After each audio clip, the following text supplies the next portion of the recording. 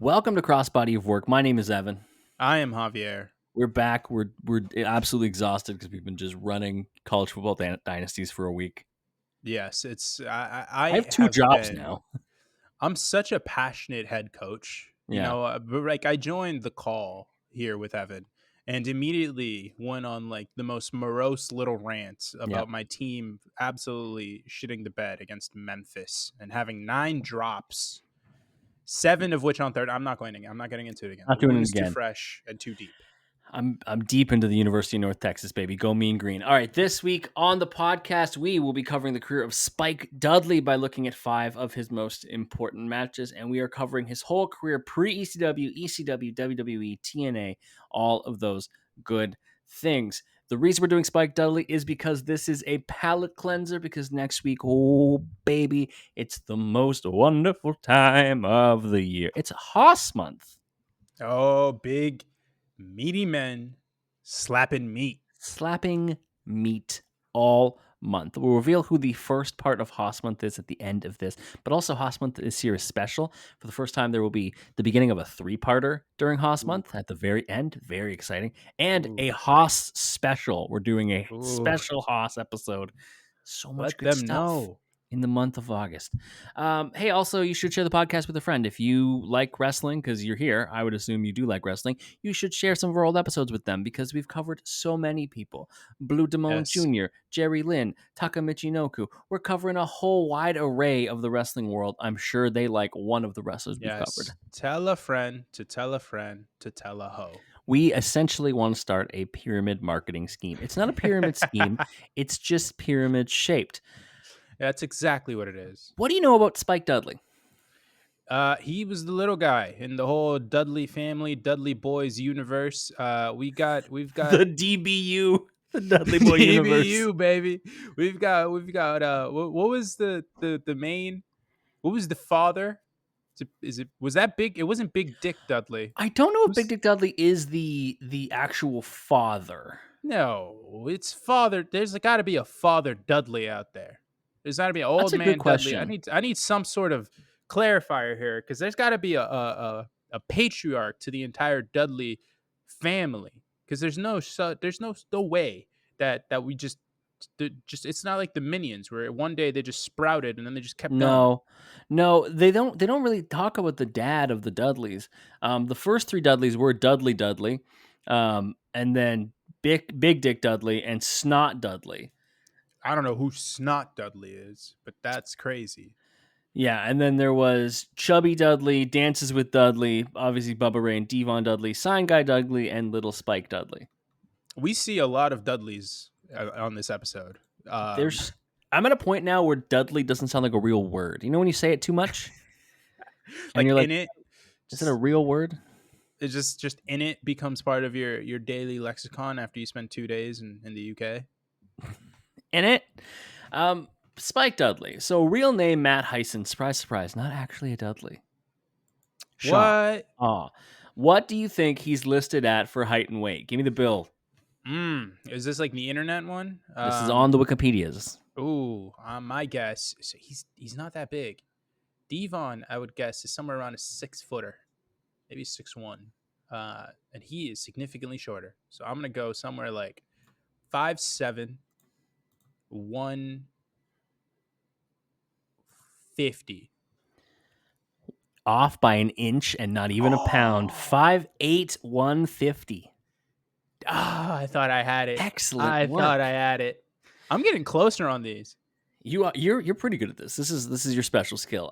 Matthew Hyson, born in Providence, Rhode Island. Don't hold it against him. I don't know anything about Rhode Island. What's Rhode Yeah, Island like?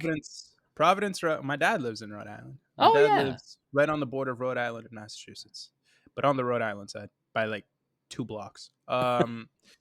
I've been to Providence. That's where I go. I go to some wrestling shows there. Sometimes I'm actually going to one. I think at the end of August there. Oh I believe sick. it's a Raw or a SmackDown. It's one of those two. um, yeah, I go there sometimes. It's nice. Providence is nice. It's kind of like the big. It is the big city in there. They've got some rich towns along the water. It's really Mm. small though. Well, it produced Matt Hyson, who would become Spike Dudley, but not at first. He would start training In 1993, he'd entered All Pro Wrestling's boot camp to train as a referee and a manager, but then also quickly began training as a wrestler and spent the next 3 years wrestling for independent California promotions. And Javier managed to find footage of Matt Hyson. I don't even know if this qualifies as the independent. He seems to be wrestling Oh in yeah. an abandoned warehouse. Oh We yeah. are covering the match of Matt Hyson versus J.R. Benson from the CCW, California Creative Wrestling, in 1994. Do you want to know how I found this? Please. So I looked up Matt Hyson, Yeah. like just his name, and then my like matches, and then I looked up all the different promotions that he was on, or I looked up All Pro Wrestling. Is that the one that he Yeah. started off at? Yeah, I looked up there, and I couldn't find anything, but I kept finding like clips from or matches, full length matches from that promotion, and I noticed that all of them were like the same guy. Yeah. So I like clicked on his account and see if I could like find anything. So I just like opened up the whole thing, like the whole catalog of videos, and then I just control left and I typed in his name, and eventually I just found this. And you found Matt Hyson versus J.R. Benson. Yeah, this is So one dude who the Twitter or the YouTube account that I found for this has all these matches. Like any California, whatever wrestling or all pro CCW, wrestling. California Creative Wrestling.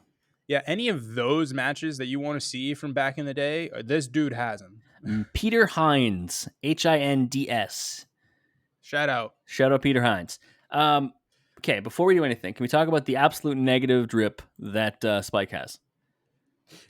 Yes, he looks like the white guy at the gym who is only doing HIIT exercises. He's just got to the gym. He's in gym clothes. Meanwhile, here comes J.R. Benson with voluptuous Brenda, a tie-dye shirt, and Zubaz pants. Do you want my comp for what Benson is dressed like? Give me your comp, and then I will give you the only J.R. Benson story I found on the internet. Well, this is like the most on the nose thing I will ever say to you. This dude's dressed like Ashley Simpson. In what world is he dressed like Ashley Simpson? Ashley Simpson with the baggy ass pants, a little bit of a tie dye, definitely a little grunge vibe going to him. He looks like he hasn't showered in a week. I literally cannot find a single photo of Ashley Simpson wearing tie-dye. It does not exist. I'm telling you right now, this dude's right. Ashley Simpson. You built it up as something I agree with. Ashley Simpson is the comp. It's not. But here's a story. If you look up J.R. Benson online and just kind of see like what's this guy like, one of the first things is this thing on the Freaking Awesome Network, and it's just somebody being like, anyone know anything about this guy? I saw a Facebook thread saying like Rob Black belonged in the Promoter Scumbag Hall of Fame along with Ian Rotten and J.R. Benson. And then after Googling YouTubing, the only thing they found was a YouTube clip of Benson that claimed to be the only time ever someone snorted crystal meth in a wrestling ring. I couldn't find the clip. I don't know if it's true. I guess he also had some like offensive names and gimmicks he would run. So yeah. Ooh, okay. This is the most indie shit I've ever seen in my life. It's filmed on a camcorder, and it, like I said, it's in an abandoned warehouse. This looks like the place that Tony Hawk learned how to skateboard. 100%. There's a vert ramp behind them. You just can't see it. The K letter is floating precariously above the ring. The announcer sucks. The commentator, whatever guy, he is terrible. The worst version of Joey Styles you will ever see in your life. Here's the thing. The production value is that it's just a guy talking near the camera. I didn't even think he was the commentator. I thought he was just a guy saying shit. Mouth from One Tree Hill absolutely blows this guy away. And it's not even close. I do want to talk about the actual work. I just kept calling him Spike Dudley, but Matt Hyson. He has some moves. He clearly knows how to do some maneuvers. He's got it. It's just he's got this whole Iceman gimmick to him. Like he is over there acting like he's the shooter. He does some arm drags, which are a little too strong, I guess, because this guy goes flying out of the ring, and I'm like, there's just on what universe is Matt Hyson doing that from that little frame? And Matt Hyson's tiny and doesn't weigh anything, but also there are people who are tiny and don't weigh much and are like Olympic level powerlifters, because that's what Olympic level powerlifting, they have different weight ranges. Matt Hyson is built like a guy who fucking is the cashier at a 7-Eleven. You're not wrong. A lot of good work here in terms of working the leg of Benson. That's most of the beginning of the match. There's a spot where he gets tripped up by Brenda running the ropes, does a running leg drop, or Benson does a running leg drop, and Dudley survives. Dudley gets sent to the outside and straight into the wall. There is 2 feet of distance between the wall and the ring. If that. If that. And this, I could not get over. I understand, like, indie wrestling is indie wrestling, right? Yes. I think we take for granted how good indie wrestling looks in the year 2024. Yeah. Because if this was a show, I couldn't hear a crowd. Man. I genuinely think this might have just been like a practice run. I didn't see a single member of an audience. So voluptuous Brenda. I thought this was that. It's not good. It's not a good atmosphere. It's not anything. You say it's an abandoned warehouse, brother. It looks like an unfinished basement. Like, I don't even know. Come over. My mom's not home. We're gonna run a couple matches, and then we're gonna have some pizza rolls. It's gonna be awesome. No, we're gonna have cold pizza. I bought some last night. Hyson's just getting got. At one point, the valet, what's her name again? Voluptuous Brenda. Yeah, pushes his head into her cleavage, which is the most 1990s thing I have ever seen in wrestling. So before this, Benson hits Dudley with a piece of wood at ringside, throws him over a table, not through, just over it. And then they collide into each other. Dudley goes to crawl towards the apron, and that's when Brenda grabs his face and puts it betwixt her tits and is just like, hey, hey, hey. Like, is this supposed to be an offensive move here? Because, like... he gets up and gets hit with a DDT by Benson. I was like, oh, this is going to be the finish of the match. Is he was distracted by boobs and then gets hit by a DDT, and that's it. He just like me for real. No, Dudley instead kicks out and then does a victory roll and gets a 3 count. And I was like, well, what are we doing here? Not to kink shame or anything, but you just into get DDT'd, brother. Brother, and get spiked out to the ground. What I do in the privacy of my own home, brother. What you do in the privacy of your unfinished basement. Benson gets his lick back after getting pinned, but this was one of the hardest watches I've had on this podcast. And we've covered Greg Valentine. This is tough. I can't lie. Matt Hyson would debut for ECW in September of 1996 at When Worlds Collide 2. He was introduced as a fan favorite under the name Little Spike Dudley as part of the Dudley family. In his debut match, he teamed with his storyline brother Bubba Ray to defeat the Erotic Experience, GQ Gorgeous, and Pat Day. ECW had lots of great ideas, but they were not all great ideas. That sounds like something straight out of It's Always Sunny in Philadelphia. If you didn't realize, his initials are LSD, and the move he did was called the Acid Drop. Spike Dudley was all about drug references. I never knew that. Really? No. That's because you didn't watch ECW, and obviously in WWE, they started calling it the Dudley Dog.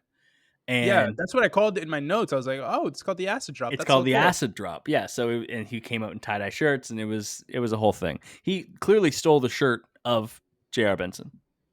I was like, "Hold on, I'm making it to the big time. Give me your fucking shirt." Because he couldn't find tie-dye anywhere. That must have been so difficult for him in the 90s. By February of 97, Bubba turned on the Dudley family and aligned himself with Devon Dudley, who was kind of the outsider of the Dudley Boy family, and they hit a 3D on Spike. Is it because he's black? I don't know, man. Spike was the first person to take the Dudley Death Drop. First person to get the 3D. Yeah, there's a little fun fact for you. Because when Bubba turned on the rest of the family, let's use do with the smallest guy of all time. He had this on and off feud with the Dudley Boys for the next 2 years. But in the meantime, also had developed this reputation as a giant killer because he defeated Bam Bam Bigelow at Born to be Wired. He then gained the nickname Giant Killer, like I said, got some quick wins over larger and heavier opponents. He had a second match against Bigelow at Hardcore Heaven, and then they decided to have the rubber match. That's the one we're covering. ECW, as good as it gets, September 20th, 97. It's Spike Dudley versus Bam Bam Bigelow. Bam Bam is immediately telling the crowd over the microphone, get ready, I'm going to yeet his ass into you. I'm throwing this man into you. Fade And into the you? No, crowd no, was like, no. Throw into you, Mazzy Star. and they were like fighting and chanting as loud as humanly possible to be the section that gets to catch Spike. Hey, you like a t-shirt gun, right? Everybody likes a t-shirt gun. Everybody likes when people are throwing things away. Hey, the Clippers built a whole arena around it. That's right. What if we just threw a person? What if we just threw a person at you? Huh? You know, it depends on the person. First off, like if we're throwing Spike Dudley, you know what? That's fine. I'm okay with that. But if we're throwing like, Umaga at people, if we're throwing Bam Bam Bigelow out to the crowd, that might be a problem. There might be some lawsuits. I did like that even though this is the palate cleanser for Haas Month, we get some excellent Haas Month content by having Bam Bam. It's so good. Spike comes out to Highway to Hell, and Bam Bam comes out to Welcome to the Jungle. And I was like, I love that ECW's like, listen, we don't have the rights for these, but we're just going to play it anyways. We will talk about that. I love the walk. I love the overalls. I love the glasses. The whole Spike Dudley presentation was really good in ECW. Yeah, I mean, he looks like a freaking jabron, but you know what? It makes so much sense because he's just a tiny little lad who could, you know. He's the tiny little lad who could. he's a tiny little lad who could. We all just want to be able to could, and he could. He could. So you probably know this match results in one of the most legendary moments in ECW history. It's one that is played in the intro for ECW, I believe, until the time that they fold. Wow. This whole wanting to toss Spike into the crowd thing does result in Spike getting tossed into the crowd, and we'll talk about that in a sec, but it's one of the biggest moments in ECW, and really was part of the marketing for a long time. Like, there's the footage of him getting tossed forever. The match itself is Bam Bam in control for less than I thought. Yeah, it's Spike on top for a good while there. Yeah. Bam Bam does the headbutt. He whips Spike headfirst in the corner, and then Spike just starts fighting back. DDT, dropkick to the back of the head, diving clothesline. Dropkick sends Bam Bam over the ropes, and he does fall through a timekeeper's table.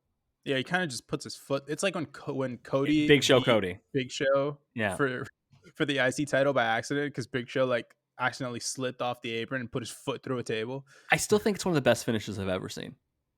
This is face. The reaction, he was like, Big Show, give Big Show whatever credit you want or don't want. He has some of the greatest facial expressions I've ever seen in a person. Oh, nothing will ever beat the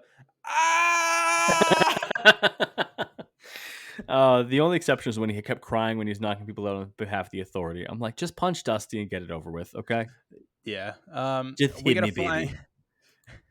We get a flying chair, a chair shot, then a flying chair for a near fall. Spike misses a splash. He goes headfirst into the chair, and that's when the tables really turn. Bigelow with a suplex onto the chair, puts Spike up into his hands, and just yeets him into the crowd. He decides if he's looking at the hard cam, he decides to go to his left. If we're looking from the hard cam, he goes to his right. He gets crowd surfed into security guards. Now, I will tell you that I don't remember actually watching this, but I've seen the clip of it. And the way that it's talked about makes it sound like Spike Dudley is crowd surfed around the arena. He is later. He's later, but this initial one, he's crowd surfed from the middle of that section over the entryway and then into the arms of a very big security guard. Yeah. He gets brought back. Bam Bam gets a splash. 1, 2, 3, he wins. Yeah. Yeets Spike into the crowd again. He's unconscious, or at least he's playing. He's playing unconscious. And he just gets surfed around. He's over there easily. Like, this is the easiest crowd surf of all time. Yeah. I have never been in a situation to be able to crowd surf.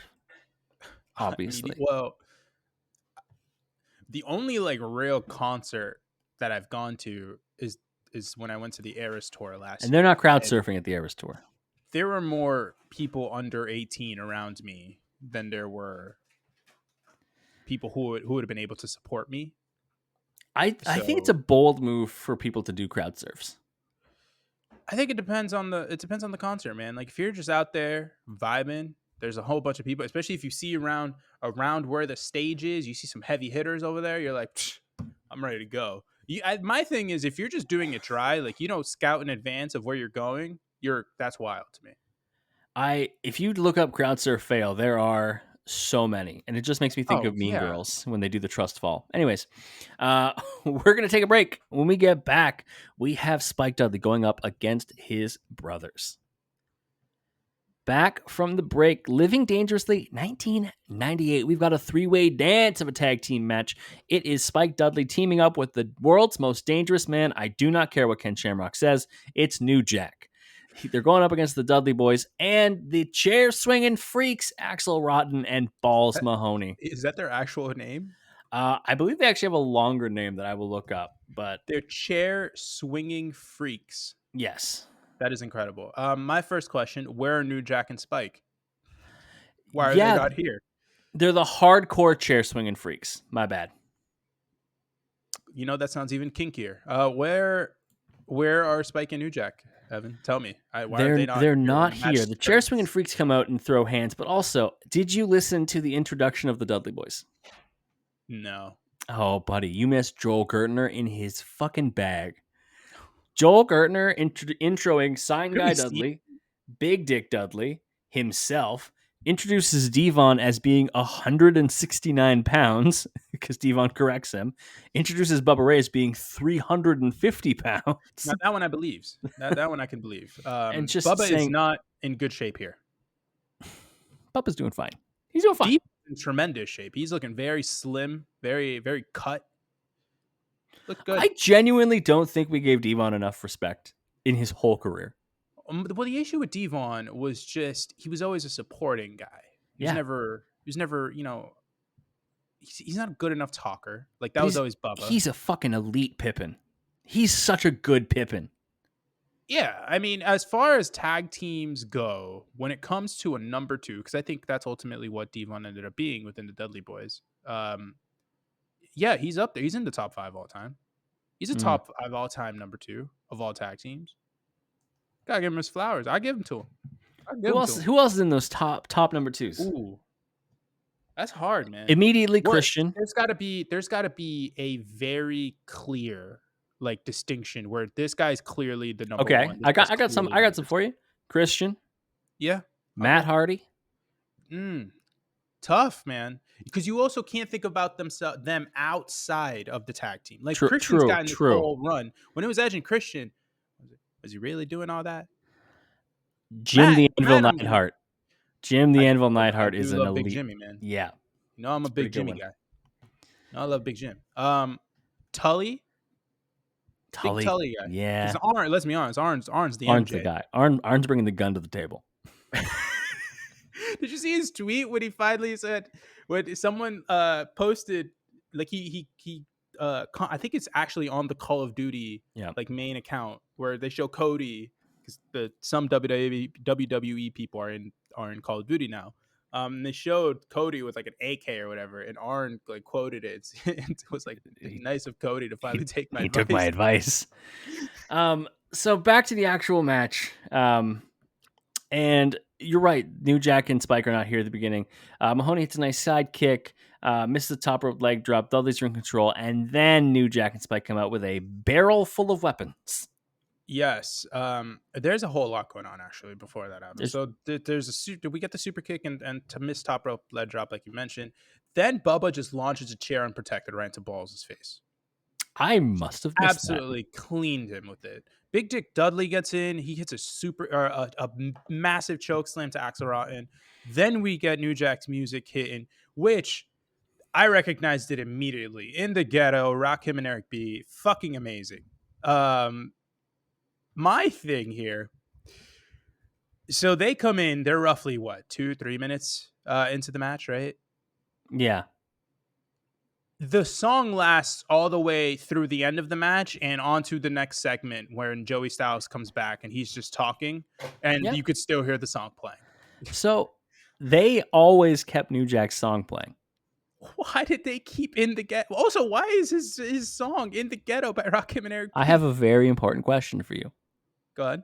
Would you turn off New Jack's music? Yeah. You bring up a good point. And I'm not going to argue it. I think if he wants to listen to his music. Spike is giving it to Bubba. Absolutely giving it to him. Spike's doing great. New Jack kills Devon with a couple tray shots. Spike stands. So Bubba's in the corner. Spike stands on his chest, Yeah.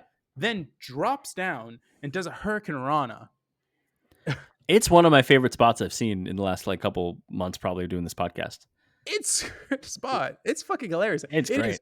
You have to suspend your disbelief like crazy for it, but it is a really fun time.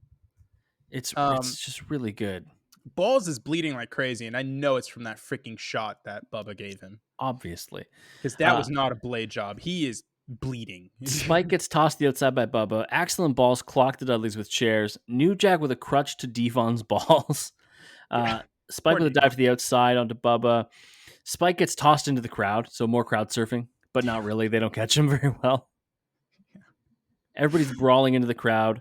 Then we work towards a fucking crazy spot. Yeah, so the hardcore chair swinging freaks? That's right.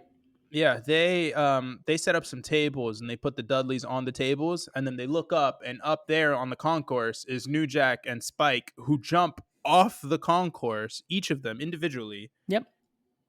Onto the separate tables where the Dudley Boys are to put them through it. It is fucking ridiculous.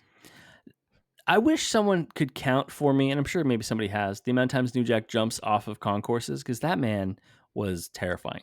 Well, he likes throwing people off of them too. That too. And Spike just went up there and dove for it too. See, Spike had the easiest go of it because he landed on Bubba. Like, honestly, I'd be shocked if his like knees hit the ground, because they did. They 100% did. He landed right on that belly, put him through, and he had a cushion. Yeah. New Jack had it kind of rough because New Jack is like, he's not a tall guy, but he's a little wider. He's got a little more load to him. And Devon, like I mentioned earlier, he's in the best shape of his life. He's over there looking like Wesley Snipes when he played Blade. Like, this man is in tremendous shape, and there is not a huge like soft spot to land on there. Like, no. New Jack smashed his fucking patellas. Balls and Axel bring people back to the ring. Spike and Balls fight in the ring for a little bit. Balls hits him with a nice side suplex. Also, 3 straight times of calling a man by his name, Balls. Spike gets put on the table, rolls off, and tornado DDTs Balls through the table. There are people probably listening to this that wish that would happen to them. It's just some balls being DDT through a table. Oh. 3D to Balls Mahoney. Him and Axel are eliminated. Yeah. Spike and New Jack break some guitars on the Dudleys. They drew dimes, though, Jeff. Yes, they drew many dimes until, they had to close the doors. Acid drop. It doesn't mean that Paul Heyman knew what to do with the dimes. Acid drop, a.k.a. Dudley Dog, to Devon. New Jack does a flag chair shot. The 187. 1, 2, 3. New Jack and Spike Dudley win. In the Ghetto is still going through. It's fucking hilarious. This is a really fun match. I had a great time. This is my recommendation for the week because I had a fucking fantastic time with this. It is my recommendation as well. If you don't want to hear In the Ghetto for about 11 and a half minutes, maybe... One, what's wrong with you? Why it's not? The best Rakim and Eric B song. I'm not going to blame you for that. Go listen to some. For those who aren't in the know, Rakim and Eric B are fantastic rappers from like the earlier days of rap in the mid to late 80s into the 90s. What is your favorite Eric B and Rakim song? Ooh, mine's a basic. It's a basic bitch answer, but I have mine. Go ahead. Don't sweat the technique. That might be mine. It's a good song. It's really good. My thing is, a lot of my favorite songs are them as individuals. Oh, interesting. So yeah, it's probably Don't Sweat the Technique. It's like your opinion on the Hardys. You like them better as solo acts. Well, I like one better as a solo. Speaking of the Hardys, they're in WWE. We're gonna get Spike Dudley to WWE now. So as the ECW kind of closed off, I tried to segue. As ECW was closing off, Spike would actually have some appearances in the main event scene, which was interesting. We've actually covered one of them. He had an ECW World Heavyweight Championship match at 2000's Guilty as Charged event against Mike Awesome. He lost. We did cover that, yeah. During that match, he injured his knee and aggravated the injury a couple times in the next couple months and was forced to take several months off to recuperate. He returned in June of 2000 as the commissioner of ECW, and then returned to in-ring action in November of that year, relinquishing his role as commissioner, and he stayed with ECW until they folded in 2001. He then would join WWF and immediately align with his half-brothers, Bubba Ray and Devon, as part of the TLC feud. That's where the money is, baby. That's where the money is. So he essentially feuded with Lita and Rhino, because Lita, of course, was with the Hardys, and Rhino was with Edge and Christian, which is a thing I think people forget. One of those things makes sense. Yes. Then, after WrestleMania, the Dudleys began a feud with the Hollies. And during this time, Spike began dating Molly Holly. It was very Romeo and Juliet coded, except nobody died at the end. You mean Nomeo and Juliet? Oh, yes, of course. Our nation's greatest export, Nomeo and Juliet. Wait, that's Canadian? No, it's not. It's you guys. I was going to say. I fucking wish. What is our greatest? Our greatest export's Ryan Reynolds. Now, well, some would argue that it's not. Those people would be wrong. I don't know. I tried to find a counter to it, and I can't think of one. There you go. It's not Andrew Wiggins. It's fucking not Andrew Wiggins. It's Kelly Olynyk, baby. Shoot threes. Game 7, Kelly the Clinic. We got our promo here. It's from Jacked Metals. You know how good it's going to be. June 2nd, 2001. You know, I didn't actually first off, I clicked on this because it's the only goddamn promo you can find for Spike Dudley. I thought you were about to say you didn't actually watch it, and I was going to be like, you son of a bitch. It's a minute long. I didn't watch it until because I like to watch these things kind of in my own order. Yeah. Like I like to watch them all. I tend to lump all my stuff into one sitting. Yeah. And go in my own order. I never go in order of how we have them listed. And I picked it to put it into our little spreadsheet that we have, but I didn't watch it before I put it in there. I didn't expect this to be a fucking 15-second promo. I thought my man would at least have a good 45. The promo package is under a minute long on YouTube. It's a short more than it's actually a YouTube video. And Coach Sears promoted King of the Ring 2001. Hey, King of the Ring. I fucking love King of the Ring. That's great. This is the only Spike Dudley promo out there, man. It's not even that we could really find WWEF alone. This is just any promotion. Do you remember who wins the 2001 King of the Ring? Ooh. Is that Kurt? No. No, that's Kurt's 2000, right? Yeah. Got it. So 2001 is Edge. It is. The reason you think about it is because this is the time Kurt fought 3 times in one night. Yes. Yeah. Because he has the semifinals against Christian, the finals against Edge, and the street fight against Shane McMahon. Yep. Where he throws that man through some glass. Anyways, Coach is here and he's saying, like there's a relationship brewing between Molly Holly and Spike Dudley. And they like, are they boyfriend and girlfriend? And then Spike just answers the rumor. Yes, me and Molly is my girlfriend. And then he says, Bubba and Devon don't like it. Crash and Hardcore don't like it. But doesn't matter because we're staying together no matter what. And that's the way it is. That is the way it is. That was incredibly uneventful.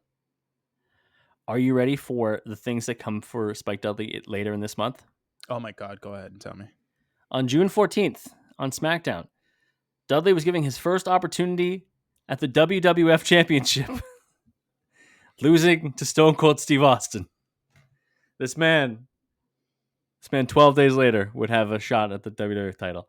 And then, of course, the invasion happened, and Spike Dudley actually stayed loyal to WWF, despite being ECW. No, it's because Heyman didn't cut him some checks that he was owed, so he's still mad. Molly turned on him and aligned herself with Hurricane Helms and joined the alliance, and which is kind of crazy because she was not a part of that side. Was she? Was she a WCW gal? I think she might have been a WCW gal at one point. Yeah, she was a WCW gal as Miss Madness, one of Randy Savage's valets. Ooh, yeah. Good for her, but that don't mean nothing. Miss Madness. For everyone that's gonna yell at me about this, I didn't fucking watch WCW. And you haven't gone back and enjoyed it at its peak. Enjoyed is crazy. Yes, enjoyed the peak with my least favorite wrestler of all time this side of Triple H and Edge being there. as their main guy. He's talking about Hulk Hogan. If you Yes, I didn't am. know, he's talking about RNC speaker Hulk Hogan. That'll get the votes, brother. Oh, All those Hulkamaniacs, all those Hulkamaniac kids who were out there in the 80s, brother. Why did Trump blow him a kiss? Okay, I need a break before I All lose my those mind. Hulkamaniacs, when I was a kid, brother, are now adults and are able to vote, and they're going to vote for WWE Hall of Fame. This is a pro Kamala Harris podcast. I just want to put that out there. We do not support the Do you think? the Hold on. felon. So obviously Trump has been hit with a Stone Cold Stunner. Do you think if like we RKO Kamala once, like people would vote for her? You know, we haven't not tried it. Have we put her next to Cody Rhodes? He ends racism. I've seen those clips. Oh, sweet Jesus. We need a break to recover. When we get back, Spike Dudley's going for the WWE Cruiserweight Championship. Back from the break. SmackDown, July 29th, 2004. Spike Dudley is challenging Rey Mysterio for the Cruiserweight Championship. In the interim, Spike Dudley had been a part of a couple short-lived tag teams. He teamed with Taz for a while. He won the Hardcore Championship 8 times, never holding it for more than a day. This is when it was the 24/7 title. Yeah. He teamed with Bubba again to feud with the Un-Americans in 2002. Okay. There was the spot during a match against La Resistance where they threw Spike outside the ring and he missed the table and then got injured. And then had a feud with your boy Rene Dupree about the injury. Then he got drafted to SmackDown and immediately challenged. So he got drafted, won a number 1 contendership match the week before, and then had this match against Rey Mysterio for the title. My guy, who's that coming out the sky? Rey Mysterio. Here we go. The kids talk about Aura nowadays. They talk about Aura a lot. They do. Blue brand Rey Mysterio, like this era Rey Mysterio. He was getting launched up into the air with when that he's song. Popping out of the fucking stadium. I love a Booyaka Booyaka 619. I'm not going to lie to you. It's great. It's a fantastic thing. It makes sense for current day Rey Mysterio and his where knees he is at in his career, all this stuff. This is just a superior Rey Mysterio right here. That's true. I don't care what the people tell me. Rey Mysterio. Who's that coming out the sky? Rey Mysterio. Here we go. Come on now. God, so good. Also, if you're wondering, this SmackDown is partly brought to you by The Village. I'm sure that movie will go great. Is that the one where with the aliens? No, I think you're thinking of Signs. No. The one where the aliens and then they go to this like village that got spoofed by one of the scary movies. Which one was that? 3? 4? I think it was 4. So The Village is the one that, spoilers for a 20-year-old movie, by the way. Very good. From M. Night Shyamalan, where they say that essentially they're living in like a wilderness wildlife reserve. And it's like all the people from like a grief counseling that went back and like they made it so it sounded like they went back in time and lived like the olden days, but really it was modern times. And they said there were like animals or something in the woods, so we shouldn't go through, but it was just the rest of the wilderness reserve. It was not a good movie. I'm pretty sure it was Scary Movie 4. That spoof this? Probably. But that's when the scary movie stopped being good, so. The hate towards yeah, it is The Village. I was right. Yeah, but it wasn't aliens. That's what I'm saying is it wasn't aliens. What was it? Because there was War of the Worlds in Scary Movie 4. So, God, Scary Movie 4 was Brokeback Mountain. Can't be spoofing $1 Million Baby. Why not? Be nice to Hilary Swank. She's done so much. She was in that Writers, whatever that's Freedom Writers. Enjoyed that. I also enjoyed that. I played it every year when I was in high school. A little show of honor to start. I forgot what company we were watching for a second. A little shake of hands. Rey Mysterio, brother, in 2000. What are we? 2004. Yeah, Rey Mysterio's not in Ring of Honor, brother. That man is one of the biggest draws WWE's got right now. There's a little shake of hands, and Spike's all smiles. He's having a good time. Spike at one point does a little soft spear. I don't know. He does a spear, but Rey doesn't fall. He just kind of falls backwards. I called it a javelin because instead of wrapping his arm around him, he like torpedoes a little bit and like puts his hands near his head and just kind of like punches into him. Is that how you would have attacked a bully when you were a kid? Dude, I didn't attack any bullies because I realized that I was funnier than all the bullies, and then you sacrifice someone else to the bullying gods, and you make fun of That's them. fucked up. Atomic drop clothesline combo for near fall as we ignore the fact that Evan was a bullying facilitator rather than a I bullying more than device. anything, I just got better at. I could insult myself in ways they couldn't even think of, and I was like, ha ha ha! You were B-rabbiting that motherfucker? Yeah, essentially, yeah. Like I was like, oh yeah, I got a gigantic head. Oh ho ho, where you want to go now? I am short. I do have a big head. That's the thing though, I wasn't short yet. We Your didn't know head's up here. we didn't know what short meant yet. Okay. So what you got on me, huh? I was the starting power forward in middle school. Okay, and then Jesus Christ. everyone grew around me. What was your record? We made it to the championship. Were there 2 teams in the league? There were more than 2 teams. My 2 things I was good at in defense in basketball were defense and rebounding. And when I was tall enough to be the starting power forward, it made sense. I was a good rebounder. You were Dennis Rodman out there? I was Dennis Rodman. I was 100% Dennis Rodman. And then I got to high school and they were like, hey, you have to be a point guard, if anything, because you are shorter than the point guard. I'm like, I haven't learned any of those skills. Can I interest you in boxing out and fouling 5 times a game? Can I interest you in elbows that the ref doesn't see? You are Peyton Pritchard out there, except without the shooting or dribbling or passing. Or skills at all. At one point, Spike is in the corner and he Hurricane Rana's Rey's face first into the corner. Yeah.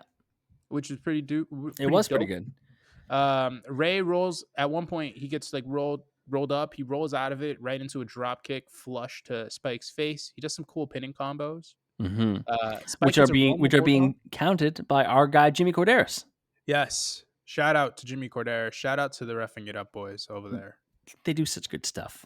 Such great. I gotta listen to the Coach podcast because they had Coach on recently. Oh, ESPN's finest. And I didn't send in any questions. It said, sorry for always skipping you in Madden. More of an apology than anything. I'm sure you did lots of good voiceover work. I've never fucking heard it. I used to watch him on SportsCenter every day. And I was just the entire time, I was like, why the fuck is Coach on ESPN? It's Coach! Imagine my surprise as a kid when I first saw him as an anchor on SportsCenter. Spike hits a regular bulldog for a near fall. Then he goes up to the top. He does a flying nothing right into Rey's boot. Yeah. And then at one point he gets put on into the 619 position. Devon comes out. He starts distracting the ref. Rey goes to hit the ropes for the 619. Bubba trips him. Whoop. Spike gets up. He grabs Rey. He hits the Dudley dog. 1, 2, 3. Spike Dudley wins. He's the new cruiserweight champion. He then notices that the rest of the other 2 Dudley boys, and he's like, "Whoa, what's going on here? I didn't want this," because apparently he had told them to stay out of his business. Yes, he was not happy with the Dudley Boys for involving themselves in the match, because he said specifically, like, don't do that. Here's the thing, though. This turned Spike heel. Do you remember this? No, we weren't watching at this point yet, were you? I was, but I don't concern myself too much with what's going on at this situation here. I was more focused on what the U.S. The U.S. title scene was where my real focus was. My focus was on whatever John Cena and Tori Wilson were doing respectively. Yeah, that aligns exactly with and Kurt for me, obviously. So he became the boss of the Dudley Boys essentially. So like Bubba and Devon were the heels, and he was like the little kingpin behind it. They actually had a 6-man tag match at SummerSlam where it was the Dudley trio versus Paul London, Billy Kidman, and Rey Mysterio, and they won. The Dudleys won. Defended his Cruiserweight Championship for 138 days, losing it. Skip over the fact that we had the Speedy Boy trio of all Speedy Boy trios. That is a Speedy Boy trio. He had the title for 138 days. Guess who he lost it to at Armageddon 2004? To that Armageddon, what month is this? December 2004. Chavo? No, Chavo would win it next. The person he loses it to is SmackDown's #1 announcer, Funaki. Oh, I was like, where the fuck is this going? No, do you not remember that gimmick for Funaki? I do now that you say it, but in my head I was like, what the fuck? So Dudley would make his last appearance for WWE at ECW One Night Stand, helping the Dudleys win their tag team match. And of course, he was dressed as his old ECW character because nostalgia sells, baby. He was released from his WWE contract on July 5th, 2005, along with 7 others. And then Bubba and Devon departed the company after ECW One Night Stand as well. Yeah. Heisen would debut in TNA in April of 2006 as Brother Runt. Do you remember who or like what how he debuted? Were you watching TNA at this time, 2006? Oh yeah, 2006. I'm absolutely watching it. Yeah. Well, he was in line. I believe I want to say he was with Team 3D because He was. his brother Runt. I mean, we got brother Devon and brother Rey. brother Ray. And just so that so it would only make sense there. I don't remember the exact way that he debuted, or honestly what he was really used as. I just remember seeing him with the freaking stupid mohawk, and I was like, "What the fuck's going on there?" Oh, we'll talk about that in a second. He debuts on the April 14th, 2006 episode of Impact, and he stops Eric Young from putting Devon through a table and attacks all the members of Team Canada. So it was the Yeah, Team that's what it is. Canada, Team 3D feud, and he Yeah. comes in to kind of even the numbers game a little bit. Yes, because they had what was it was EY, Petey, and Rude. Bobby. Yeah. Yeah. Then he gets put in one of the weirdest matches I've ever heard. This because he starts to have a feud with Abyss and the James Gang of Victory Road. They Okay. have like a 6-man tag, and then he lost on an episode of Impact to Abyss in a 10,000 thumbtacks match. Uh-huh. And then we get You never this heard of match that? that you added, which is a fatal 4-way Monsters Ball match between Brother Runt, Abyss, Raven, and Samoa Joe.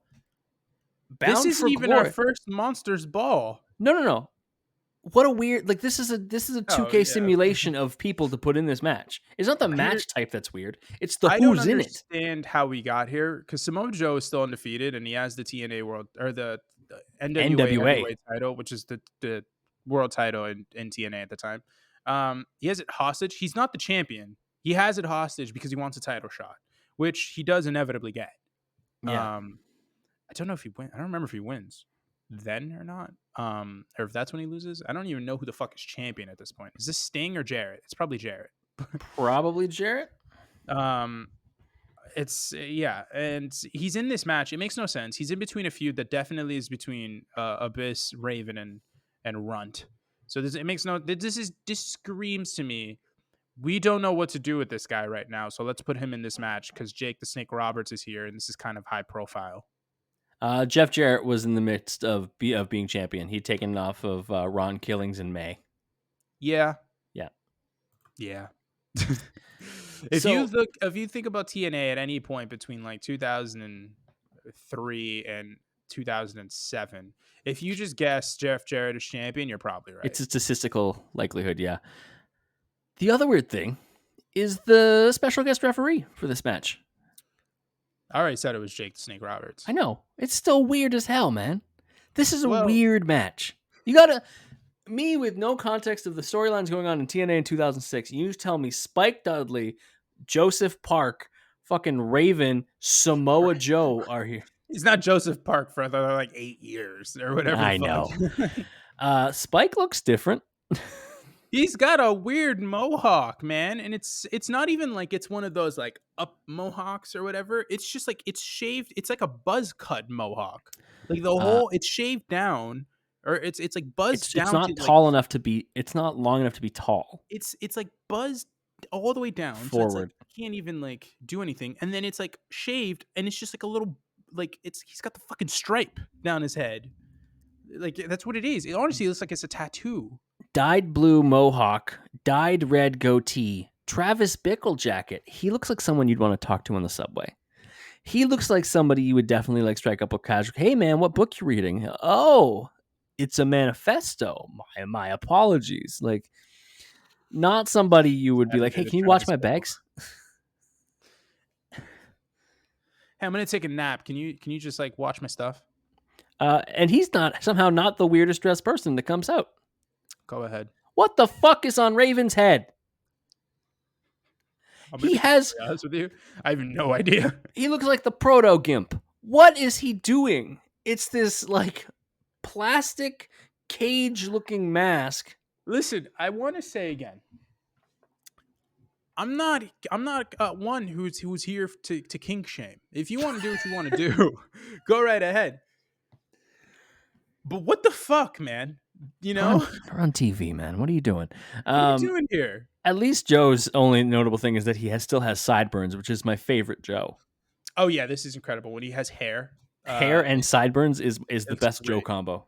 It's great because this is Monster Joe. This is when Joe is at his peak. He is Yes. still undefeated in TNA. It has been a year, Yeah, and he he's is crushing it. still not lost. And he's cooking, and he's cooking some more, and he's gonna cook everybody's ass. What'd you think of this match? Honestly, It's fine. I thought it was gonna be worse than it actually ended up being. I thought it was a good match.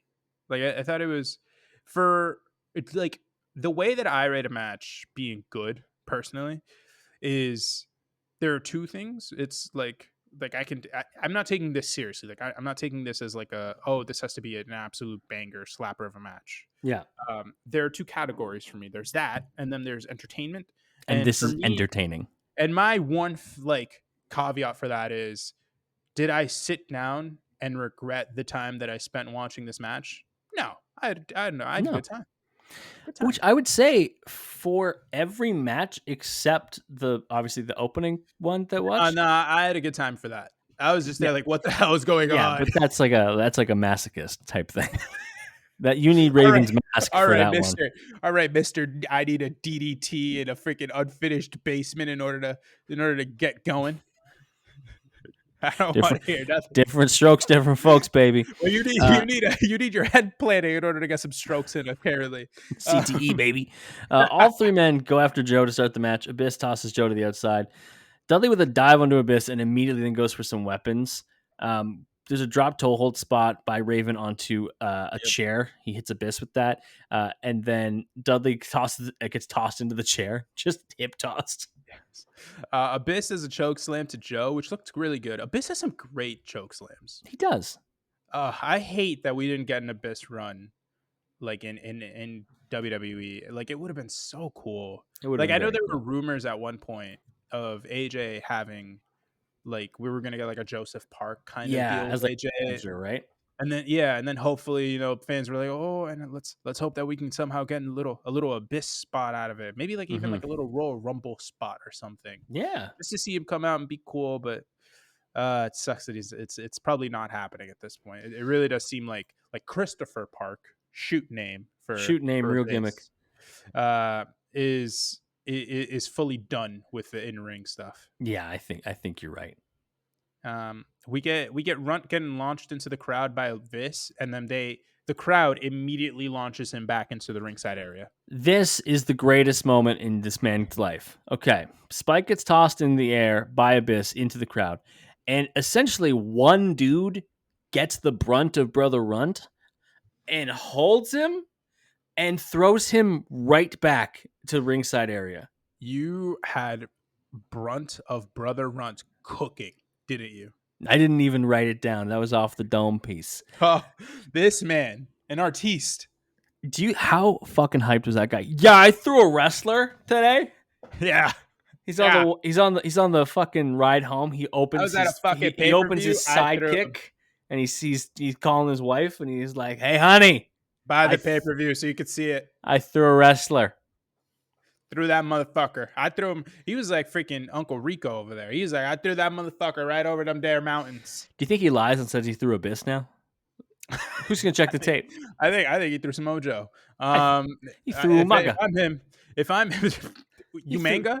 He threw Andre the Giant, brother, in front of 70,000 screaming Hulkamaniacs. If I'm him, I'm saying I tossed Donald Trump, personally speaking, and make him get as much notoriety out as you can. Hey, I threw Vince McMahon. Raven with a rollover senton onto Abyss at ringside. Joe then hits a running dive onto all three men. And I was like, Joe is so over. On his feet. It's so Jover. And just what? It's so Jover. You can't deny it. Yeah, but come on, Evan, here's the thing, right? there are jokes that are made that are really funny. You've made some really good ones throughout this Thank you. podcast. Thank you. Um, I'm appreciating this little debrief in the middle. and then and then there are jokes like that one that are just so bad that I have to pause everything in order to explain to you that it Good. was a bad joke. Should we go back to the podcast now? I Yeah, feel let's like go they back. can hear us Let's go. whispering. Yeah. Okay. Let's go. We have to go back now. So yeah, Joe with the dive. It's a good dive. He lands on his feet. It's really cool. He lands on his feet and he walks. He like struts off in like the most fucking aura. He's so pumped. Has there ever been a wrestler, aside from this tribal chief run with Roman Reigns, has there ever been a wrestler with more aura than this goddamn man his entire career? His entire career makes that tough. Entire career. Like because obviously I'd say Stone Cold, but not the beginning part, obviously, no. right? Like, well, I can't even say Roman Reigns because if we're including his entire career from start to finish, like beginning of notoriety to end, which Austin starts in WCW, Roman starts with the Shield. As far as like when it begins, like we give ROH. Roman's problem is the middle. Now. Roman's problem is the middle because the Shield was dog food put on your goddamn. The Shield face. Was lit. Tribal Chief is lit. The whole middle part sucks. Samoa Joe, it's hard. It's gonna be. It'd be real hard. It's gonna like you can't say Cody Rhodes because we've got that entire Stardust run that was no aura whatsoever. Can't say Punk. Can't say Kenny Omega. He was out there wrestling sex dolls. Can't say Danielson because of his presentation when he first got to WWE. Can't say Okada because of the Green Hornet thing. Shit. It's either Joe or Tanahashi, and I'm not saying Tanahashi. If we pick just one gimmick, is it Kenta? Oh, shit. Because I was thinking Kane, but it's just really his aura leaves once he gets unmasked. Yeah. And not only that, this is a good slacks on. Tell us in the comments or DM us on Instagram at Crossbody of Work who has the best consistent aura in wrestling. Yes, beginning for, like we don't want to start. We like it's not like we're not starting. Let's say with Spike Dudley, we're not starting with that freaking Mike Tyson match. We're starting when he gets to ECW. Notoriety, yeah. Yeah, so we got to start from when it actually really begins for them, as far as like in the know, in the public sphere of wrestling. And it could be now or it could be like end of career, whenever it is. You know, that's just like.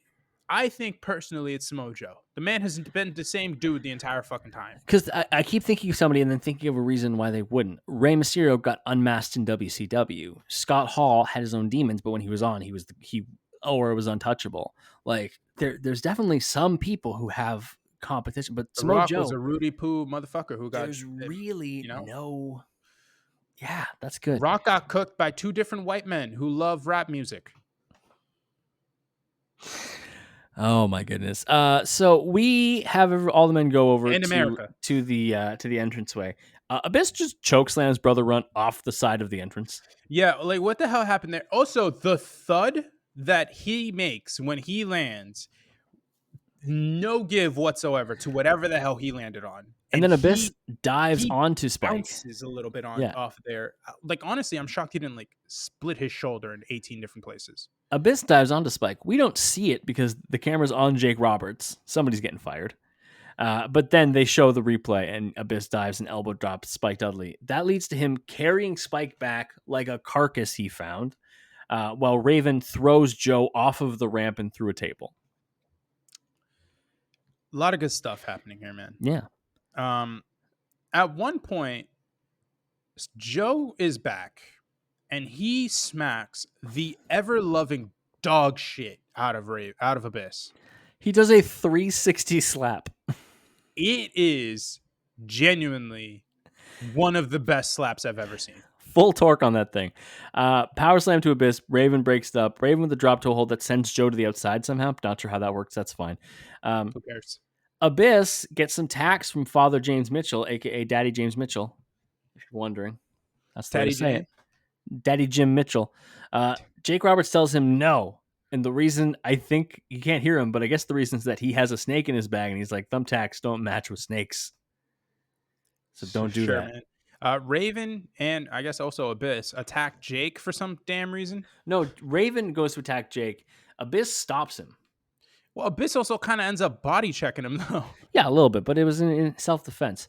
Abyss unleashes the attack. Joe pulls down the ropes and Raven tumbles to the outside. Joe then hits a senton to a kneeling Abyss, driving him face first into the tasks. What a difficult spot to pull off, because Dude, if it fucks up, Abyss is getting tacks in his eye. that's so brutal. It's my nightmare. It's my That is nightmare. fucking brutal what he did. Also, Joe somehow like avoided the tax. Yeah. Like he literally He's landed clean. on Abyss in the He's perfect clean. way where no tax landed into him. If you're wondering, Spike's dead. No, Spike is gone. Spike is no longer a part of this match. This is a Samoa Joe appreciation game. Go listen to our Samoa Joe 3-parter. Joe and Raven get really some good. chair shots in. Jake hits a DDT to Raven. Joe gets him with a muscle buster. 1, 2, 3. Samoa Joe wins the match, and I guess retains the title that isn't his. Yes. Brother Runt would continue to appear on TNA into 2010 pretty consistently. He made a one-time appearance in 2013. Actually, 2 appearances in 2013. One in January. I tried to find it. One in teamed March. with Jeff Hardy. He did, to defeat Team 3D in a tag team tables match. Aces and Eights, thank you. They were Team 3D still. He would do a lot of work in Massachusetts after leaving TNA, and really while he was there. From mid-2006 to 2010, he trained wrestlers at Top Rope Promotions in Fall River, Massachusetts. Oh, you don't want to go there. Became a teacher at the Lockup Wrestling School run by Top Rope Promotions, and performed in Big Time Wrestling, which I think is a Massachusetts-based promotion. Big Time, yeah. Yeah. They just go all over, though. They don't have like a set location. And then he held the Big Time Wrestling Heavyweight title from January to August 2010, and lost the title to Shane Douglas in Webster, Massachusetts. Ooh. I was going to go to a show in Webster, but then I didn't go. Hell of a story. Heisen wrestled his last match to date on December 3rd, 2023 at Pro Wrestling's Whaling City Rumble event, where he had a 6-person tag match with people I've never heard of. But, you know, outside of wrestling, received a Bachelor of Arts degree from Skidmore College in Saratoga Springs, New York, and was a 3rd grade teacher's assistant in San Francisco before getting into the wrestling business. And now he's a financial transition specialist. You know, I love that. My mom is a teaching assistant, so much respect to him for that. It's a great role to have. What'd you think diving into the career of Little Spike Dudley? Just solid guy, man. All around. I'm not, you know, anybody who can make it in a business that essentially does not want you to make it if you're that small deserves mad props. Like the guy got over in 3 different companies that were pretty, you know, obviously the biggest company there is, and also, you know, 2 companies that were pretty big in their own ways, and at very, you know, different times in wrestling. You know, we had a company that was built up from the underground, and kind of became the 3rd de facto promotion in all of wrestling during the time where wrestling was at its hottest. And we've got him in TNA over there making a name for himself in the twilight of his career, you know, and that was the number 2 promotion in the US at that point. So it's true. It's pretty impressive. For him. Guy made it to WWE, and he won titles. He was in programs that mattered, people cared about. And you know, was he a main event player? No. But also, he got a fucking WWF title match against Stone Cold Steve Austin. Who else got that? I will say, Spike Dudley holds a really special place in my heart, as I watched ECW way too young, as we've established on this podcast. Many times. And I would wrestle with my brother's friends, and essentially, like, I was 8 years old wrestling high schoolers, and so I was Spike Dudley. I remember vividly, my brother's best friend would let me hit him with the acid drop, because that's what we called it then, the acid drop, where I would run up my brother's desk, and then I would turn and I would drop onto the bed, and I would hit him with that like once a week. But he'd get his lick back. The rest of the week, he was fucking hitting top rope power bombs. He would get his lick back and hit me with jackhammers and shit. So, you know, it was what it was. But I got some offense in. I looked good. So I love Spike Dudley. I think the reason you didn't grow as much as you probably could have is because your neck got compressed from all the wrestling moves when you were a child. Listen, I had 7 black eyes before the age of 10. I led with my face. I'm sure there's problems up here, but We don't have time to unpack all of that. We have to talk about who we're covering for Haas Month. All right. Before we do all of that, make sure you rate the podcast 5 stars wherever you're listening. Make sure you hit subscribe. If you're watching on YouTube, hit subscribe there as well. We got lots of other YouTube content that we do here. We're on the road to 400 subscribers. Please join us. Hit like, throw things in the comment. It helps with the engagement. And we just want so much engagement. Yes. Like, subscribe, share, tell your friends about it. All that Do stuff. stuff. Follow us on social media at Crossbody of Work on Twitter and Instagram. Most importantly, follow Javier wherever he tells you right now. On the Twitter machine at JMelloSports. I've given up on making the sign. I just keep forgetting about it. And at this point, it was your New Year's resolution, and we're deep into July. You can follow me on Twitter at @7gomes, ITSEVANGOMES. Hit us up on Instagram in the comments here to tell us who to cover. Crossbody of Work, or in the YouTube comments, tell us who to cover for future episodes. We've got Haas Month planned out. I'm telling you all about it right now. This is the plan for Haas Month. Next week, feed me more. We're talking Ryback. You know, it's an unfortunate Haas Month inclusion, but a Haas nonetheless. We have to acknowledge that he was popular, and we also have to dunk on him for saying, "Where would you like me to go in my future wrestling career?" and everyone telling him to retire. That's very funny. We're going to have very good jokes next week, I guarantee you. Who want me? 100% no. Who want me? The week after, August 12th, it will be the Big Boss Man Haas. I'm very excited for Ray Taylor's going to be very good. Very good is a stretch. I always like Big Boss Man. I always like this stuff. We'll probably talk about the time that he killed Al Snow's dog and feuded over Big Show's dead dad. Lots of cool things that he did. Just the worst cop. August 19th, we're going to do a Haas special where it's some one-off Haas matches to cover. Not going to spoil any of those, but people who don't really need their own episode, we're going to cover some big attractions that have come to the world of wrestling. And the last one, August 26th, will mark the beginning of a 3-part for one of the greatest modern Haas's of all time, Brock Lesnar. Dun, dun, dun, dun. One of my friends offhandedly said, "Here comes the pain," the other day, and I was like, "Are you fucking cool? Like, what happened?" And then he said it was. He's like, "I remember it was from Brock Lesnar," and I was like, "All right, you are cool. I love that." Jesus, yeah. Brock Lesnar, my brother's favorite wrestler. All right. Still to this day. I loved him until he got the weird tattoo on his chest, and we'll talk all about that in the 3-parter starting on August 26th. All right, that's the plan. Ryback, Big Boss Man, Haas special, start of the Brock Lesnar 3-parter, Haas Month. Haas 5 is looking fantastic. It's looking beefy. Time for everyone's favorite part of the podcast, though. Javier, any final words for the people? This week on Life Advice with Javier. I'm not going to do it. I'm not going to go into an NCAA 25 diatribe. I'm not. Are you going to go into a Wolverine Deadpool thing? Not going to do it. Not going to do that either. Okay. Because the people got to go watch it. But go watch it. It's incredible. Also, if you have an AMC, they have the souvenir cup. It's fucking great. You get to choose which little Deadpool thingy you want to get on top because it's like detachable. It doesn't actually do anything. It's just, you just put it there. It's great. Really well insulated. Nice little rubber straw. Anyways, enough promoting their stuff because they're not paying me for it. You know, Brock Lesnar got that sword on his chest because of, you know, it's him acknowledging the mental demons that he was going through post WWE, pre UFC, all that stuff. I didn't know that. Now I feel bad. Continue. Men will literally get tattoos of swords on their chest before going to therapy, but don't let that be you.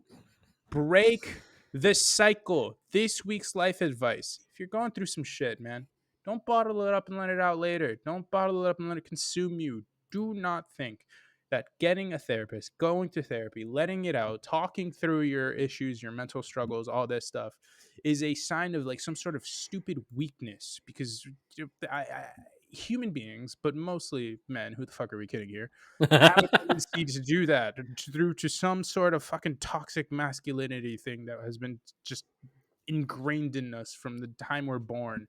It's so dumb. Do not do it. Go get a therapist. Seek some help. There are so many services out there nowadays that are like affordable, and I know it's really difficult to like find an appointment with a provider in your network, probably, especially if you live in a major city. I know fucking all about that. It took me forever. But there are thankfully so many services out there nowadays which are affordable, which are healthcare, if you have it, and I really hope that you do, will take, and all this stuff that are very like cheap and You get some really good coverage on there. I'm talking BetterHelp, Optimind, all these other like stuff. I Yeah. don't care if they, give us support or not. I'm not doing it based on that. I'm just saying like there are so many things out there. Like BetterHelp is awesome. Optimind is awesome. Like there are so many great online services. You don't have to go to it there like an office or anything. You do it from the comfort of your own home if you don't feel comfortable doing it anywhere else. Like go take care of yourself, take care of your health. We're in July of 2014. Don't let July 2024. Wow. Don't let July of 2025 come around and you still not deal with the stuff that you got to deal with. Go take care of yourself. Take care of your chicken. Go out there and do it. Look out for other people around you as well, and ask people genuinely, how are they doing? Hey, I'm looking at a map of places in the U.S. that we haven't had downloads yet. Tell people from these states to download us. Hey, New Mexico, Iowa, both Dakotas, Wyoming, Idaho, Nevada, Louisiana, West Nevada. Virginia, New Hampshire, and Maine. New Go tell Hampshire. people from Live those. free or die. What are you doing to me? I used to go there all the time as a child. Also, no Alaska and Hawaii, but it's probably harder to get in contact with those people. They're far away. All right, we're out. Next week is my favorite fucking time of the year. It's Haas month, baby. We will talk to you then. Later.